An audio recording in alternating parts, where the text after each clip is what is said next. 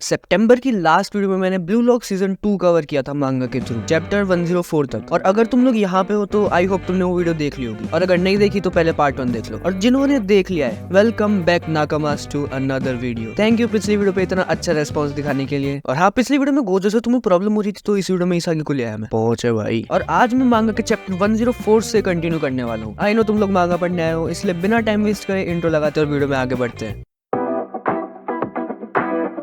ये चैप्टर वहीं से स्टार्ट होता है जहाँ पिछला वाला एंड हुआ था। नाना से इसागी के साथ सेलिब्रेट कर रहा होता है, that's a unique way to celebrate. और शीडो रीन को बोल रहा होता है कि उस मोमेंट में इसागी ने इवन तुझे सरपास कर दिया था रीन, लेकिन इस पे भी दोनों लड़ने लग जाते हैं एंड इज एंजॉयिंग। इसागी नाना से को अपने गोल के बारे में बता रहा होता है, जिसपे नाना से उससे क्वेश्चन पूछता है कि क्या तूने ये सब पहले प्लान कर रखा था। और इसागी उसका यही जवाब देता है कि वो मूव करने के साथ साथ सोच रहा था और रिएक्ट कर रहा था, लेकिन उसने एक्सपेक्ट नहीं किया था कि वो गोल स्कोर कर देगा, और हियोरी ने भी नहीं किया था। आगे ये लोग यही बात कर रहे थे कि हम मैच में जो कर सकते थे हमने किया and we have got no regrets. लेकिन फिर उसके बाद दूसरा मैच स्टार्ट होने वाला होता है, इसलिए वो लोग मॉनिटर पे उसे चला देते हैं। टीम ए वर्सेस टीम सी, यानी रियो, एफ्रोगा, नागी, यूकिमिया और गागामारू वर्सेस रीन, शीडो, इगागोरी, लंबा लड़का और आर्यू। रियो नागी को बोल रहा था कि नागी तू मुझे ध्यान से देखना इस मैच में, I can fight alongside you. And guys, जो ये बंदा आगे करने वाला है ना, तुम में से कुछ लोग का फेवरेट कैरेक्टर बन जाएगा अंडर 20 के मैच के बाद। नागी और रियो बॉल को पास करते करते आगे लेके जा रहे होते हैं, बट फिर रियो के सामने आर्यू आ जाता है तो रियो बॉल नागी को पास कर देता है, लेकिन वो लंबा लड़का नागी से पहले बॉल तक पहुंच जाता है और बॉल रीन को पास कर देता है। रीन इगागोरी को बॉल पास करके गोल के पास बढ़ता है और इगागोरी सोच में पड़ जाता है कि वो किसको पास करे। फिर शीडो उस पे चिल्लाता है कि पास कर रहा है, मैं तेरा सिर फोड़ूं, और वो बॉल को शीडो को पास कर देता है, लेकिन गागामारू हवा में कूद के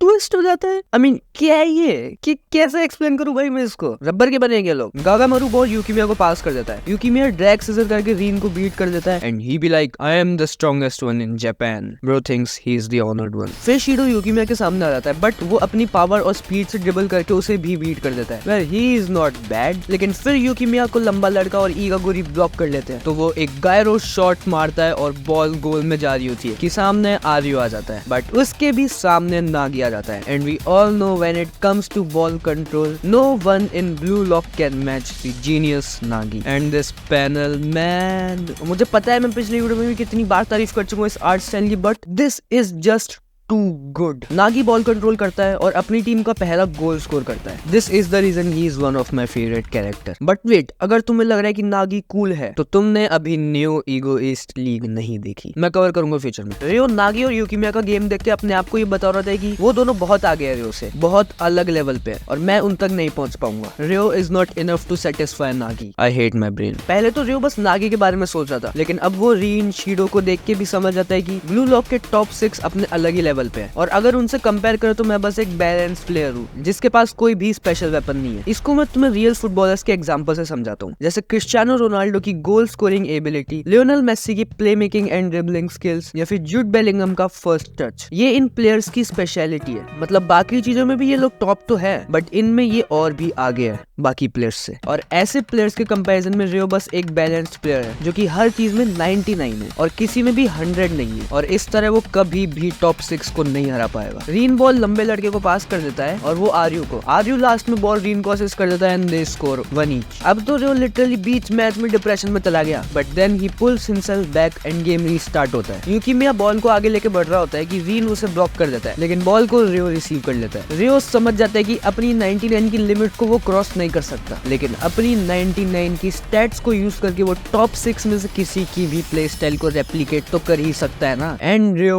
वही करता है, वो यूकिमिया का गायरो शॉट मार के अपनी टीम का दूसरा गोल स्कोर करता है। This is the birth of the chameleon of Reo अपने आप को बैलेंस बोल तो रहा था, लेकिन वो ये रियलाइज नहीं करता था कि एक फुल्ली बैलेंस प्लेयर होना भी बहुत बड़ी बात होती है, यानी कि वो कोई भी मूव पुल कर सकता है। रियो का ये गोल देख के इसागी और नाना से शॉक हो जाते हैं कि ये तो भगवान बन गया भाई, और ये तो कुछ भी कर सकता है। लेकिन फिर हियोरी एक्सप्लेन करता है कि रियो यहाँ पे कॉपी कर रहा है और वो मैक्स टू मैक्स उस प्लेयर का 99% कॉपी कर सकता है, और अगर कोई प्लेयर 100% पे खेलता हो तो वो उसे नहीं रोक सकता। मीनवाइल इन लोगों का गेम खत्म हो जाता है और रीन शीडो की टीम इसे भी 5-3 से जीत लेती है। नागी रियो को कॉम्प्लीमेंट कॉम्प्लीमेंट कर रहा होता है उस शॉट के लिए, बट रियो बोलता है कि मेरा लेवल ऑफ गेम अभी भी तेरे लिए इनफ नहीं है ना, एंड नागी एग्रीज। फिर वो बोलता है कि इसलिए तू मेरे पास टाइम बर्बाद मत करे और मेरा वेट कर आगे। यानी रियो का ईगो भी अब जग चुका है। दूसरी तरफ जापान फुटबॉल यूनियन का हेड अंडर 20 टीम के कोच को बोल रहा होता है कि हमें मैच जीतना है किसी भी हालत में, और कोच उसको बताता है कि इटोशी साई भी इस मैच में खेलने वाला है जापान अंडर 20 की तरफ से, तो वो लोग जीत ही जाएंगे। और वो दोनों बात कर ही रहे होते हैं कि साई गेट खोल के अंदर घुस जाता है और अपने मैनेजर से पूछता है कि ये मोटा और एक कटोरा कट कौन है। मैनेजर बताते हैं कि ये प्रेसिडेंट और कोच है अंडर 20 टीम के। साई उनको बोलता है कि बढ़िया, मैं अंडर 20 के सभी प्लेयर्स की वीडियो देख के आया हूँ और वो सभी टट्टू है, खासकर तुम्हारा फॉरवर्ड। तुम लोग मुझे कोई स्कूल के बच्चों की टीम में डालना चाहते हो क्या? भाई is roasting under 20 team. President Sai को बोलता है कि भाई ऐसे मत करे यार, तू जो प्लेयर बोलेगा मैं तेरे को बोला के दूंगा जापान में से। तो साई बोलते हैं कि एक प्लेयर है ब्लू लॉक के अंदर जिसके साथ में खेलना चाहता हूँ। मीनवाइल ब्लू लॉक में थर्ड सिलेक्शन के 4 मैच हो चुके होते हैं जिनका रिजल्ट ये रहा। रीन शीडो दोबारा जीत गए और इस बार बाचिरा ने भी स्कोर किया था 1 गोल उनकी टीम से, और फोर्थ मैच में बारो ने भी 1 गोल मारा था। और अभी जो मैच चल रहा है उसमें रीन और शीडो आखिरी गोल की तरफ बढ़ रहे होते हैं। शीडो रीन का मुंह पकड़ के उसके शॉट को ब्लॉक करने की कोशिश करता है, बट रीन उसके बावजूद भी स्कोर कर देता है और ये दोनों दोबारा लड़ना शुरू कर देते हैं। इस बार तो शीडो रीन के मुंह पे अपने घुटने से मार देता है और फिर उसके सर पे लात मार रहा होता है कि उसको बहुत खतरनाक शॉक लगता है। ईगो ने इन सभी के सूट में एंटी राइट शॉक लगा रखा है कि कोई ज्यादा हरकतें करे तो सीधा झटका। ईगो इन लोगों को ये भी बोलता है कि सारे मैच खत्म हो चुके हैं और 6 घंटे बाद मैं स्टार्टिंग 11 अनाउंस करूंगा। लगभग 1 घंटे बाद ये लोग अपना डिनर वगैरह कर रहे होते हैं और टोकीमित्सु रीन से पूछते हैं कि भाई तू ठीक है ना, और रीन की नाक पे लिटरली बैंडेज लगी हुई है। रीन उससे शीडो के बारे में पूछते हैं कि वो एंटेना हेड का है। टोकीमित्सु बताता है कि उसको पनिशमेंट रूम में ले गए। कुछ भी कहो, मुझे ये रीन शीडो के बीच की राइवलरी बढ़िया लगी यार। बाय द वे गोजो के जो वॉइस एक्टर है यूइची नाकामुरा, शीडो को भी वॉइस उन्होंने ही दी है। भाई अब तो मेरे को सर्च करने की जरूरत नहीं पड़ती, मतलब जहाँ पे भी यूइची नाकामुरा की वॉइस जाती है ना मैं पहचान लेता हूँ भाई। अब मैं ही तो ऑनर्ड वन नहीं, मजाक कर रहा था गाइस यार, सॉरी। इगागुरी और राइची एक दूसरे से लड़ रहे होते हैं कि मुझे स्क्वाड में चूज नहीं किया गया तो तुझे भी नहीं किया जाएगा, और इसागी भी ये सोच रहा था कि टॉप 6 के अलावा अगर इन मैच में किसी ने गोल स्कोर करे हैं तो वो बस बाचिरा, बारो और रियो थे। हाँ, और इसागी भी। और अगर इस बेसिस पे स्टार्टिंग 11 के प्लेयर सेलेक्ट होंगे तो इसागी को भी होना चाहिए। मीनवाइल ईगो प्लेयर सेलेक्ट कर रहा होता है और आनरी चान उसे आगे बताती है कि जापान फुटबॉल यूनियन के प्रेसिडेंट का कॉल आया है। अनाउंसमेंट में अब बस 10 सेकंड बचे हुए हैं और सभी प्लेयर्स मेन हॉल में इकट्ठा है। वो लोग एक्सपेक्ट कर रहे होते हैं कि ईगो अब स्क्रीन पे आएगा और अनाउंसमेंट करेगा, बट इस बार वो खुद चल के आता है और बोलता है कि football is all about goals, इसलिए मैं इस टीम को उस प्लेयर के अराउंड बनाऊंगा जिसने सबसे ज्यादा गोल्स स्कोर करे हैं। Centre forward Itoshi Rin and the goalkeeper Gagamaru, centre backs Aryu and Niko, right back and left back Chigiri and Bachira. Honestly मुझे बाचिरा को राइट विंग पे देखना था यार, but right wing and left wing पे Otoya और Yukimiya, and for defensive midfield Karasu, और हमारे offensive midfielders Nagi and Isagi. So this is the starting 11 of Blue Lock, और बारो इसमें कहीं नहीं है and bro is angry. Yukimiya Ego से पूछता है कि शीडो ने भी तो गोल स्कोर करे थे, फिर वो स्टार्टिंग 11 में क्यों नहीं है? जिस पे ईगो बोलता है कि हाँ, शीडो हर मैच में 2 गोल के एवरेज से गोल स्कोर कर रहा था, लेकिन उसकी ईगो को इस टीम में कोई भी हैंडल नहीं कर सकता, इसलिए ईगो उसे एज ए सब्स्टिट्यूट यूज करने की सोच रहा था। बट फिर उसके पास JFU के प्रेसिडेंट का कॉल आया था एंड फिर हम देखते हैं कि शीडो जिस पनिशमेंट रूम में बंद होता है वहाँ पे साई आता है और उसको अपने साथ खेलने का ऑफर देता है। यूसुके सेंसेन, कानिशिरो सेंसे और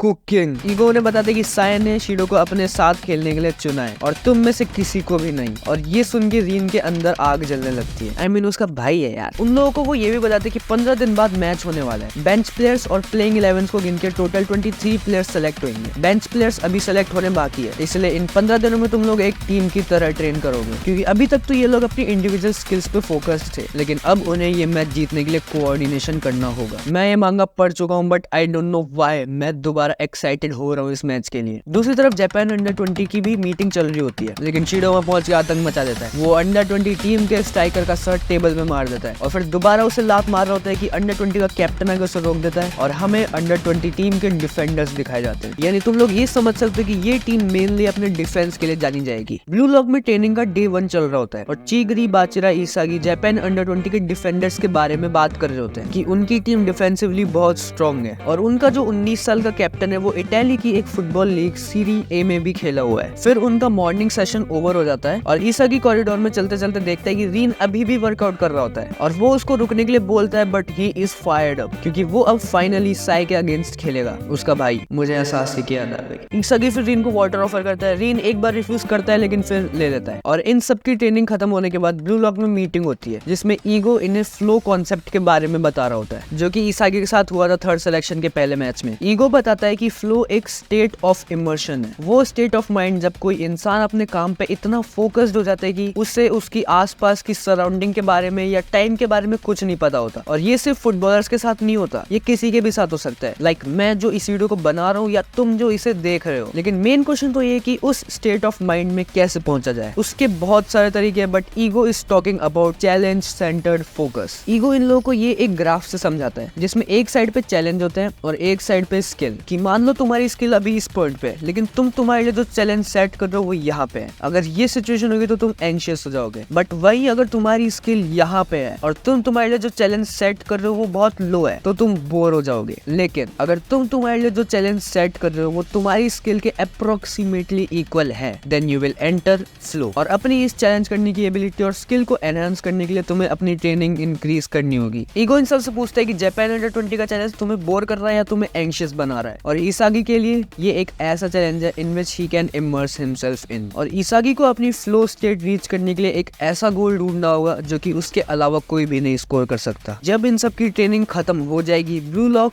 ईगोइस्ट की एक ऐसी टीम बनाएगा जो कि जापानीज फुटबॉल को डिस्ट्रॉय कर देगी। मीनवाइल जापान अंडर 20 का कैप्टन साय को बोलता है कि तू शीडो को लेके तो आ गया लेकिन अगर मैच में हमारी टीम के एस सेंडो की जगह शीडो खेला तो बाकी टीम के प्लेयर्स मना कर देंगे खेलने से। फिर वो साय को ये भी बोलता है कि आई वांट टू सी कि साय इटोशी खुद से हमारी जापान अंडर 20 टीम में क्या चेंजेस ला सकता है। और साय मान जाता है। वो बोलता है कि अगर तुम लोग मेरे साथ कीप अप नहीं कर पाए तो मैं बीच मैच में ड्रॉप आउट कर दूंगा। और ये बातें ये लोग मैच के एक दिन पहले कर रहे थे। यानी अब आगे blue lock versus Japan under 20 का मैच जो कि मैं इस वीडियो में कवर नहीं करने वाला हूँ। मुझे 10 घंटे की वीडियो बनाने का शौक नहीं है। But don't worry next video में मैं फर्स्ट हाफ या फिर एक साथ पूरा मैच कवर कर दूंगा तो वेट फॉर इट। भाई मैं दूसरी बार पढ़ रहा हूँ इसको और मैं एक्साइटेड हूँ। ये मैच है ही कुछ ऐसा। Well tell me in the comment section about this manga और anything you want to see on my channel and I will see you guys in my next video. Till then, take care. Sayonara, nakamas.